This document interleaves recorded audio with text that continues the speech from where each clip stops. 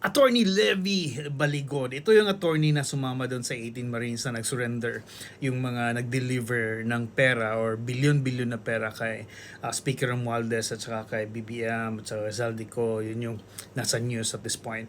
Ang sabi niya kasi, $2 million ang binigay nila for ICC na para mag-imbestiga kay FPRRD. And ang nakaka-surprise lang, not really surprised daw, is si Antonio Trillanes ang nagbibigay ng mga witness.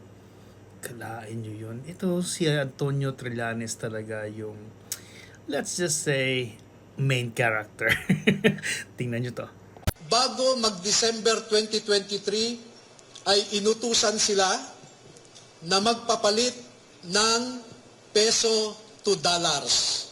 2 maleta na ang bawat maleta ay may nilalaman na 56 million pesos.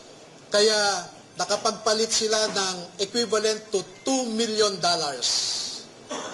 At ang sabi ng mga executive assistants ni Ginoong Zaldico ay pinaghahandaan daw nila ang pagdating ng foreigners.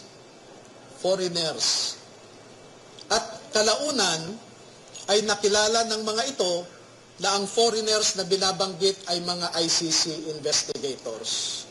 At nakapaloob dito na ang ginawa nila ay mag-interview ng mga witnesses na ipinapaarating sa kanila ni Sunny Trillanes.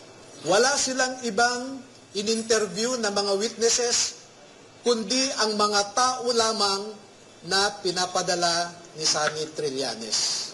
At ibinigay kay Sunny Trillanes ang pondo para sa pag-asikaso sa mga ICC investigators na ito.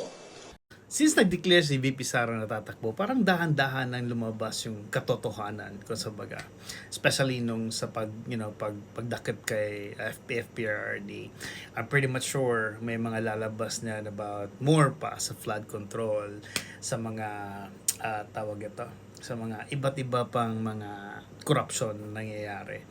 And sabi nga ng iba, sabi ko nga, kamay na bakal talaga yung pamamaraan na kailangan ng bansang ito para lumabas yung mga katotohanan. Anyway, again, that's just my opinion. Let me know what you guys think for now. Cheers!